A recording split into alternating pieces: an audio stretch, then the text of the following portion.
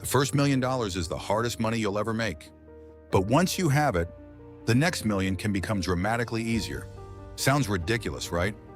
If making your first million is so difficult, why would making another million suddenly become easier? Because there is a point where you stop being the person doing all the work and your money starts doing some of it for you. And the number that changes the game might surprise you. It's not 1 million, it's $100,000. Let me explain. Imagine two people. Alex makes $80,000 a year. He works 5 days a week, gets paid every month, pays his bills, and manages to save $10,000 a year. Now imagine Daniel. Daniel has $1 million invested. Let's say, purely as an illustration, his investments return 8% in a year. That's $80,000. Alex had to work roughly 2,000 hours to earn $80,000. Daniel's capital potentially produced the same amount without him selling another hour of his time. And that's when the game changes. Because when you're starting from zero, you're the machine. Your time creates the income. Your income creates the savings. Your savings create the investments. And your investments eventually create more income. But at the beginning, your money is almost powerless. Imagine you have $1,000 invested. An 8% return gives you $80. So that's nice. But $80 isn't changing your life. So you keep working. You earn more, you save more, you invest more, and you repeat. Then you reach $10,000 and 8% return is now $800. Better, but you're still doing most of the work. Then you reach $50,000, now 8% is $4,000. Then $100,000, now 8% is $8,000. And something important has happened. Your money has finally become large enough to matter. But here's the problem. The first $100,000 is incredibly difficult because you can't rely on investment returns to get you there. You have to create the capital first. That means becoming more valuable, learning a skill, getting a better job, starting a business, building a product, creating an audience, finding a way to generate more money than you need to spend. This is why the first million isn't really an investment problem. It's an income problem. If you're only investing $5,000 a year, you can't expect your portfolio to magically become $1 million overnight. You need fuel, and the fuel is capital. That's why the people who reach their first million often do something different. They don't just try to save harder, they try to build a machine that produces more money. A business, a high-income career, a scalable product, real estate, software, media, something that can grow without their income being perfectly tied to the number of hours they work. And eventually, they hit the first million. Now watch what happens. $1 million at an illustrative 8% return, that's $80,000. 2 million, $160,000. 5 million, $400,000. 10 million, $800,000. Same percentage, same math, completely different reality. And this is the part most people don't understand about wealth. The rich don't necessarily need better returns. They have a much bigger base. If you have $10,000 and make 10%, you made $1,000. If you have $10 million and make 10%, you made $1 million. The percentage didn't change. The investment didn't magically become better. The person didn't suddenly become 10,000 times smarter. The base became bigger. And that's why compounding becomes so powerful. Think about a snowball rolling down a hill. At the beginning, it's tiny. You push it yourself, it barely moves. But as it gets bigger, every rotation adds more snow.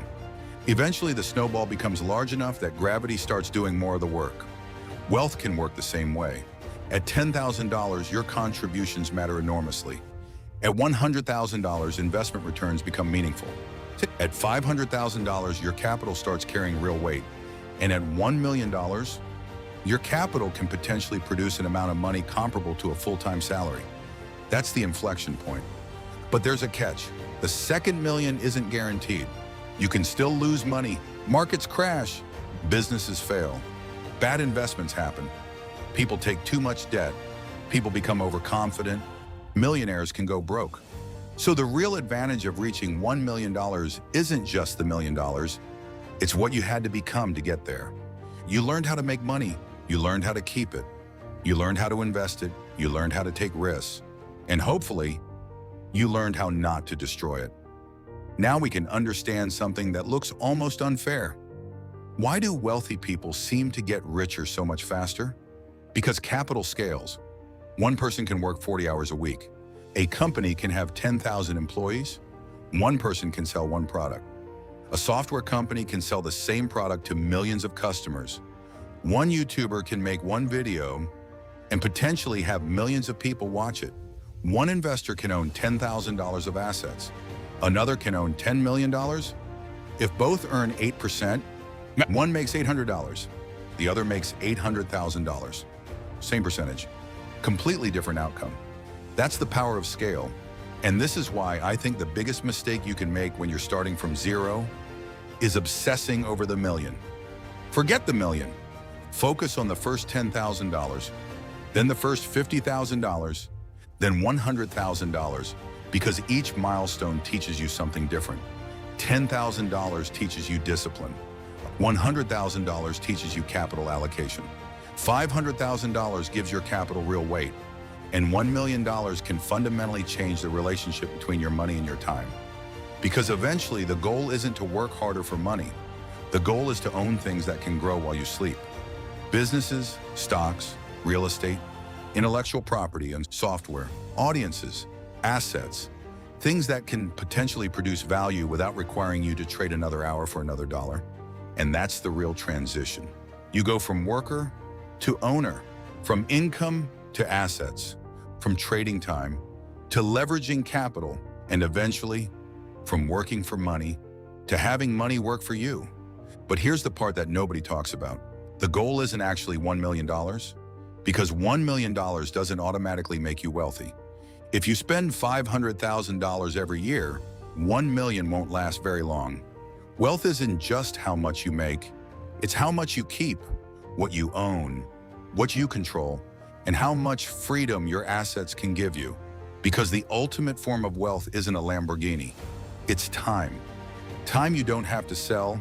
So remember this, at $0, you are the asset. At $10,000, you start building assets. At $100,000, your assets start helping you. At $1 million, your assets can become a serious wealth-building machine. And beyond that, the snowball can become enormous. That's why the first million can feel impossible, while the second can happen much faster. Not because wealthy people have a secret, not because they found some magical investment, and not because they work 1,000 times harder. It's because once you build enough capital, the math finally starts working for you. The hardest part isn't becoming rich, it's becoming rich enough for your money to start doing the heavy lifting. And once that happens, the game is completely different.